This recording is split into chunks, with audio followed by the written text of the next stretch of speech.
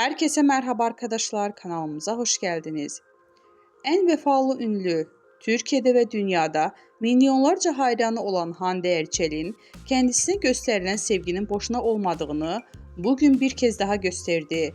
Akın akın özünü annesinin cenaze törenine giden Erçel, birçok ünlülerin katılmadığı törende kameralara öyle bir şekilde yakalandı ki görenler Hande Erçel en vefalı ünlü çıktı yorumunda bulundu.